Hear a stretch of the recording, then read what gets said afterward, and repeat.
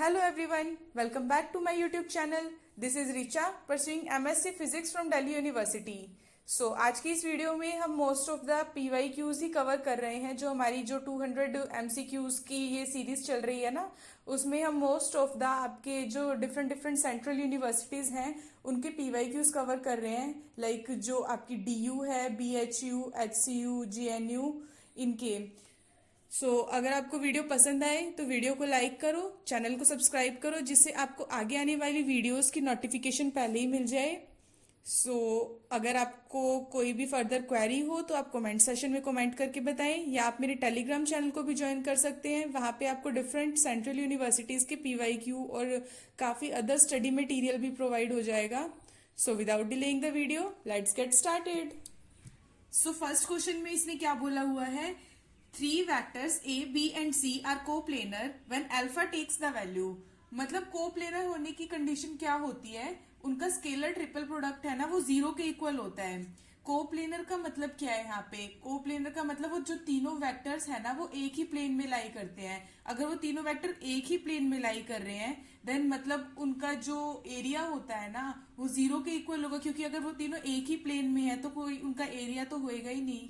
तो इसका मतलब है जो हमारा स्केलर ट्रिपल प्रोडक्ट है वो 0 के इक्वल होगा। और स्केलर ट्रिपल प्रोडक्ट का फॉर्मूला क्या होता है, A.B क्रॉस C। ये तीनों वेक्टर है तो इनके ऊपर वेक्टर का साइन जरूर लगाओ, ये मत भूलो। तो उनका स्केलर ट्रिपल प्रोडक्ट 0 के इक्वल रख देंगे क्योंकि वो तीनों कोप्लेनर वेक्टर्स हैं। तो आप ये निकाल लो स्केलर ट्रिपल प्रोडक्ट को कैसे सॉल्व करते हो। इसको हम ऐसे लिख सकते हैं A.B.C। स्केलर ट्रिपल प्रोडक्ट को लिखने का ये भी एक तरीका होता है। और इसको वो सॉल्व कैसे करेंगे, इसको हम उनका डिटर्मिनेंट सॉल्व हो जाएगा। ये मतलब A है हमारा 3i 2j 5k, 3i 2j 5k। B कितना है 7i 5j alpha k, 7i 5j alpha k। And C क्या है हमारा 4i 2j 9k, that is 4i 2j and 9k।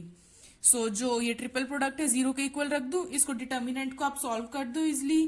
कैसे सॉल्व करोगे इसको, ये तो आपको आता ही है। 5 9 45 -2 अल्फा, इसको आप ऐसे -2, 7 9 कितना होता है 63 होता है। और ये आपका +5, 7 2 14 -20। इसको आप जब सॉल्व करोगे, इसको सॉल्व करके क्या आएगा 126 + 8 अल्फा +70 -100। तो ये आ गई आपकी value 2 alpha +9 -30 is equals to 0। 2 alpha क्या आ गया हमारा 21 के इक्वल। तो अल्फा की वैल्यू क्या आ गई हमारी 10.5। जो 3 हमारे वेक्टर्स हैं ये कोप्लेनर कब होंगे, जब यहाँ पे अल्फा की वैल्यू हमारी 10.5 के इक्वल हो जाएगी। सेकंड क्वेश्चन में इसने बोला है पीरियड ऑफ फंक्शन दिस। हमें एक फंक्शन दिया हुआ है, उसका हमें पीरियड निकालना है। देखो आपको पता है कि जो कोस हमारा x होता है ना, कोस x, उसका पीरियड होता है हमारा 2 पाई होता है। और जो साइन x होता है उसका भी पीरियड 2 पाई ही होता है। तो यहाँ पे इसने क्या पूछा है, इन दोनों के प्लस का। तो मतलब जो कोस हमारा t/3 है उसका पीरियड क्या होना चाहिए, t/3 को हम 2 पाई के इक्वल होएगा वो। और जो हमारा ये है t/4 है वो भी हमारा 2 पाई के इक्वल होगा। तो मतलब जो ये है हमारा, ये क्या कहते हैं, t इज इक्वल्स टू 6 पाई, और ये वाला सेकंड वाले का t इज इक्वल्स टू 8 पाई। और जब हमें इनके कंबाइन का वो निकालना होता है ना पीरियड, देन हम इन दोनों की जो t की वैल्यू आती है ना उसका हम एलसीएम ले लेते हैं। तो इसमें हम लेंगे एलसीएम ऑफ 6 पाई जो इसका है, एंड दिस इज मतलब जो इसका है t/4 वाले का कोस t/4 का ये 8 पाई। तो 6 पाई और 8 पाई का एलसीएम क्या आता है हमारा 24 पाई। ऐसे ही अगर आपको ना यहाँ पे टेंजेंट दिया होता है ना, तो आपको पता है जो हमारा टेंजेंट x होता है उसका पीरियड क्या है हमारा पाई है। तो आप यहाँ t/3 को पाई के इक्वल पुट करते। अगर यहाँ पे दिया होता है ना टेंजेंट t/3, तो आप t/3 को पाई के इक्वल पुट करते तो हमारा t क्या आ जाता 3 पाई।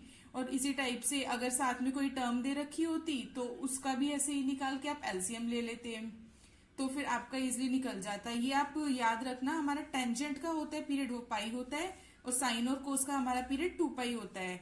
तो जस्ट लास्ट में इन दोनों का एलसीएम ये आ गया। तो हमारा पीरियड आया 24 पाई।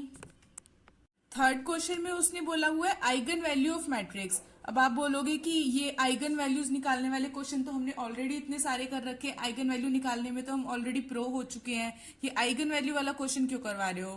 पर गाइज एक क्वेश्चन मैंने देखा है कि आ ही जाता है आइगन वैल्यू निकालने के लिए, और इस क्वेश्चन में मतलब इतना सिंपल नहीं है तो बिल्कुल ही सिंपल है क्वेश्चन आइगन वैल्यू का, पर इसमें थोड़ा जो है आगे सोल्व करने का चक्कर है कि अगर आपने वो सोल्व कर लिया ना देन आप आइगन वैल्यू निकालने में मैं मान लूंगी प्रो हो चुके हो। तो इसलिए इस क्वेश्चन को मेरे साथ खुद भी सॉल्व करके देखो, मैं भी सॉल्व कर रही हूँ, खुद भी करो। अगर आपको मतलब लगता है ना कि वो आइगन वैल्यू मेरी इजिली निकल गई तो देन आपको आइगन वैल्यू निकालनी आ गई है क्वेश्चंस की। सो इसको हम स्टार्ट करते हैं। कैसे करते हैं हम आइगन वैल्यू कैसे निकालते हैं। देखो ये हमने मान लिया एक ए मैट्रिक्स है हमारी, that is cos theta minus sine theta and cos theta. Eigen value निकालते कैसे हो आप, ए माइनस लैम्डा आई का जो डिटर्मिनेंट है आप जीरो के इक्वल रख देते हो, तो आप रख दो इसको cos theta minus lambda minus sine theta and this is cos theta minus lambda. Because I तो हमारी यहाँ पे आइडेंटिटी मैट्रिक्स है, वो तो आपको पता ही है। सो इसके डिटर्मिनेंट को आप सोल्व करो, this into this minus this into this, so cos theta minus lambda का whole square plus sine square theta is equals to 0। ये क्या आ गया। अब हम इसमें से लैम्डा की वैल्यू कैसे निकालेंगे। अरे यार इसका होल स्क्वायर है, इसको तो ओपन करो पहले। कोस square theta plus lambda square minus 2 lambda कोस theta plus sine square theta. कोस square theta plus sine square theta क्या है आपका 1 के इक्वल है। इतनी छोटी सी इक्वेशन को देख के घबराया मत करो, ये कोई कॉम्प्लिकेटेड इक्वेशन नहीं है, इजी है बहुत। आप अपने ट्रिग्नोमेट्री वाले फॉर्मूले भी तो लगाओ इसमें, sign square theta cos square theta का प्लस आपको पता है 1 के इक्वल है। अब इसमें क्या इसको सॉल्व करोगे कैसे निकलेगा। हमारा वो फॉर्मूला होता था ना ये minus B plus minus under root d by 2a वाला, वो लगा दो इसमें।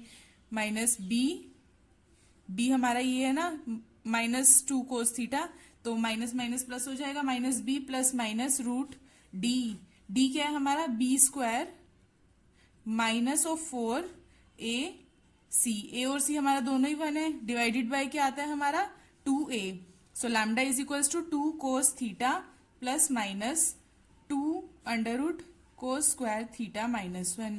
अरे ये क्या बन गया। अब इसे कैसे सॉल्व करें, सिंपल है। देखो आप लिखते थे ना sign square theta plus cos square theta, जो आपका होता था 1 के इक्वल आता था, तो कोस स्क्वायर थीटा माइनस 1 किसके इक्वल आ जाएगा, माइनस का साइन स्क्वायर थीटा। और आपको पता है अंडर रूट ऑफ माइनस का साइन स्क्वायर थीटा क्या होगा, साइन स्क्वायर थीटा का करोगे तो आपका आ जाएगा ये साइन थीटा। बचा क्या अंदर अंडर रूट ऑफ माइनस 1, वो किसके इक्वल होता है आयोटा के इक्वल, तो आ गया लैम्डा आपका 2 से 2 कट हो जाएगा ये तीनों, कोस theta plus minus iota sine theta.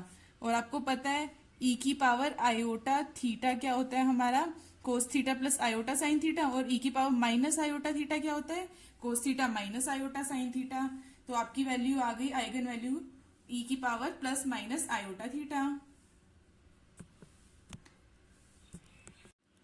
आज की वीडियो के क्वेश्चन नंबर 4 में क्या बोला हुआ है इसने, a particle move in plane elliptical orbit describe by R this angle between velocity and acceleration at time equals to pi by 2 omega. देखो हम जो एंगल निकालते हैं किन्हीं दो वेक्टर के बीच में, तो कैसे निकालते हैं हम, cos theta equals to a1 a2 divided by a1 का मैग्नीट्यूड a2 का मैग्नीट्यूड, यही होता है। और यहाँ पे दो वेक्टर्स कौन से जिनके बीच में हमें एंगल निकालना है, एक तो वेलोसिटी है और एक एक्सेलरेशन है। पहले तो आप जो हमारा रेडियस वेक्टर है उससे वेलोसिटी कैसे निकालोगे, रेडियस वेक्टर पहले आप लिखो 2b sine of omega t i plus b cos omega t j. हमारा वेलोसिटी निकालने का फॉर्मूला क्या होता है dr dt, तो आप इसको t के रिस्पेक्ट में डिफरेंशिएट कर दो, क्या आएगा 2b omega cos omega t i minus b omega sine omega t j. तो ये आ गया आपका वेलोसिटी, तो ये आ गई। और हमारा जो एक्सेलरेशन है तो वो कैसे निकलता है, या तो आप dv dt कर दो या फिर d2r dt स्क्वायर, बात तो एक ही है ना, क्योंकि या तो आप इसको 2 बार डिफरेंशिएट कर दो या इसी को एक बार डिफरेंशिएट कर दो। सो ये इसको आप अब एक बार और डिफ्रेंशिएट करोगे तो क्या आएगा आपका, कोस थीटा का क्या होता है minus sine theta, that is -2b omega square sine omega t i minus b omega square cos omega t j. तो हमारा जो वेलोसिटी है उसका हम मैग्नीट्यूड भी निकाल लेते हैं, क्योंकि फॉर्मूले में तो हमसे मैग्नीट्यूड भी पूछा हुआ है ना। सो इसका आ जाएगा अंडर रूट दिस का स्क्वायर प्लस दिस का स्क्वायर। तो ये क्या आएगा हमारा, पर उससे पहले देखो इसने ना हमें पर्टिकुलरली ना टाइम भी गिवन है, तो अगर आप यहीं पे टाइम की वैल्यू पुट कर लोगे ना तो आपकी कैलकुलेशन इजी बन जाएगी। अगर उसने टाइम नहीं दे रखा होता तो हमें तो पूरा सॉल्व करना पड़ता इसे, पर अब उसने पर्टिकुलर मेंशन ही कर दिया इस टाइम के ऊपर निकालना है ना, तो आपकी कुछ टर्म्स यहाँ पे कट जाएंगी तो आपका ईजी हो जाएगा। आप सीधा यहाँ पे पुट करके देखो, हमारा टी ये है तो मतलब जो है हमारा ओमेगा टी वो क्या हो जाएगा π/2, तो कोस π/2 की वैल्यू क्या होती है 0, और जो हमारा साइन π/2 है उसकी वैल्यू 1 होती है। तो ये आ गया आपका माइनस ऑफ बी ओमेगा जे।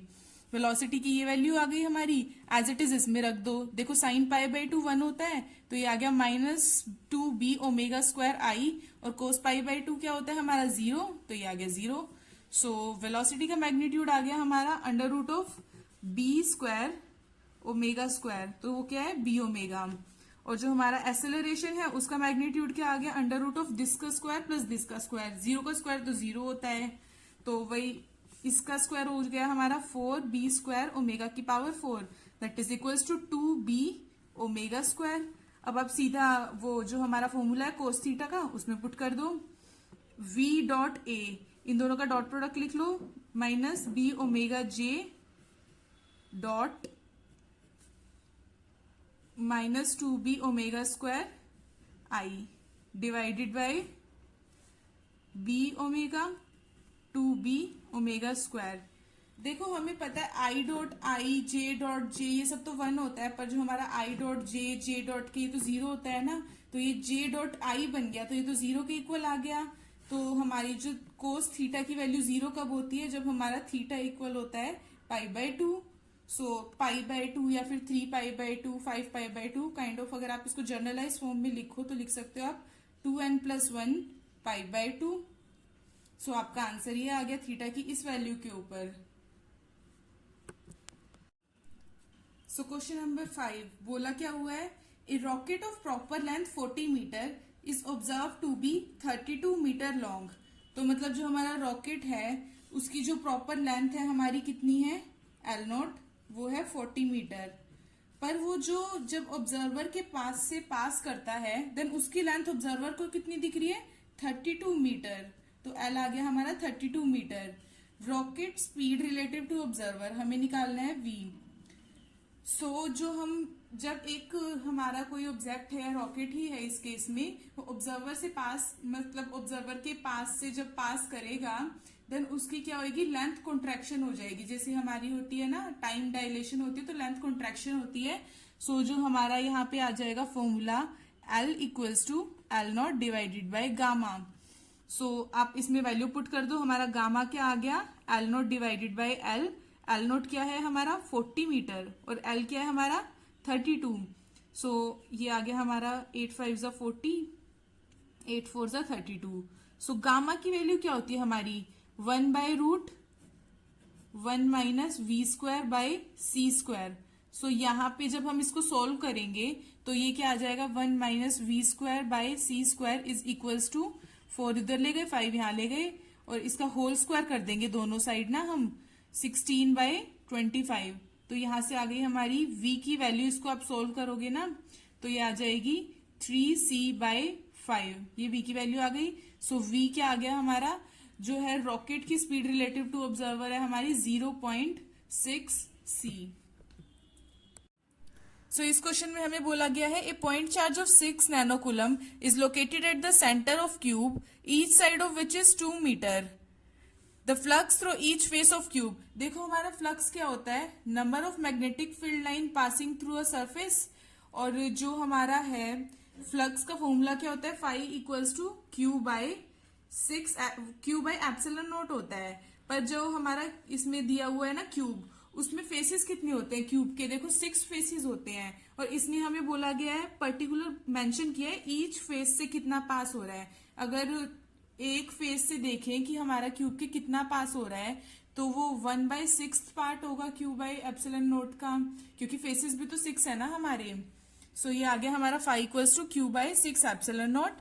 तो फाई इक्वल्स टू चार्ज कितना है 6 nanocoulomb, 6 nanocoulomb divided by 6 into, और ये एप्सिलॉन नोट हमारा होता है 8.85 इंटू 10 की पावर -12।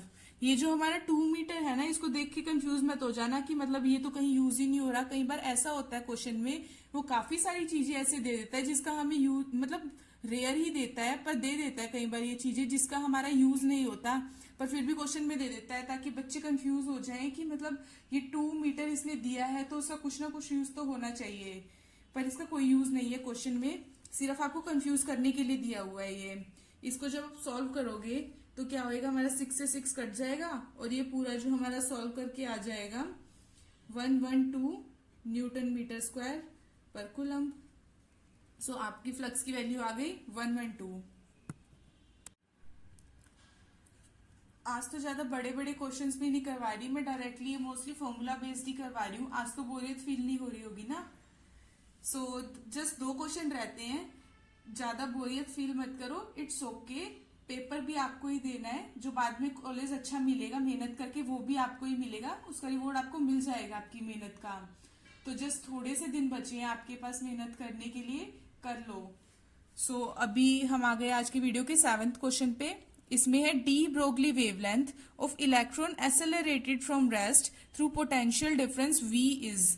हमारा जो डी ब्रोगली वेवलेंथ है उसको निकालने के देखो फॉर्मूले क्या होते हैं हमारा। एक तो होता है lambda equals to h by P, एक हो गया h by M V, because P क्या होता है हमारा मोमेंटम, मोमेंटम होता है हमारा एम वी के इक्वल, और एक होता है lambda equals to h by under root 2m E, E क्या है यहाँ पे एनर्जी, और एक और फॉर्मूला होता है। इन सब में तो पोटेंशियल डिफरेंस कहीं आया ही नहीं है ना, एक पोटेंशियल डिफरेंस भी तो आता है, वो फॉर्मूला क्या होता है h by under root 2m E V. यहाँ पे क्या है, ये m तो आपको पता है मास है, ये E एनर्जी है, इसमें क्या है m मास, v वेलोसिटी है, ये मोमेंटम है आपका, और बचा ये, इसमें क्या क्या है देखो, ये मास, और ये क्या है चार्ज ऑन इलेक्ट्रॉन, और ये क्या है हमारा पोटेंशियल डिफरेंस।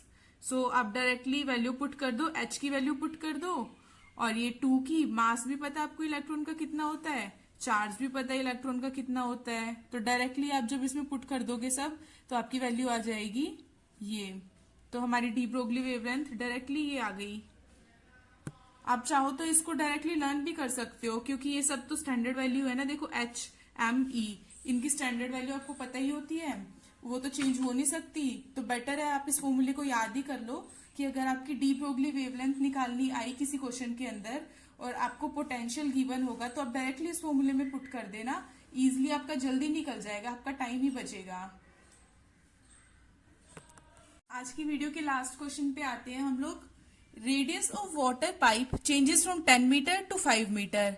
हमारा एक वाटर पाइप गिवन है, उसका जो रेडियस है वो पहले था, मतलब आप लिख लो R1 है जो हमारा 10 मीटर है, और जो फिर मतलब जब हम आगे प्रोसीड करते हैं, लाइक आप ये कह सकते हो कि इस शेप में लगा लो, आपका जो ये है काइंड ऑफ ऐसा, ये लगा लो आपका जो है ये है हमारा R1, ये लगा लो आपका R2 है, ठीक है। R2 है आपका 5 metre. So average velocity of water in wider portion is, तो जो हमारा वाइडर पोर्शन है जिसका रेडियस ज्यादा है वही वाला तो हमारा वाइडर पोर्शन है, उसका हमारा वेलोसिटी है, उसमें जो वाटर है उसकी वेलोसिटी कह रही हूं मैं, वो है हमारी 4 मीटर पर सेकेंड। हमें निकालनी है find the velocity of water at narrow portion. So हमें निकालनी है V2। सो इसमें क्या लगाएंगे हम, इक्वेशन ऑफ कॉन्टिन्यूटी लगा दें। क्या होती है equation of continuity, A1V1 equals to A2V2।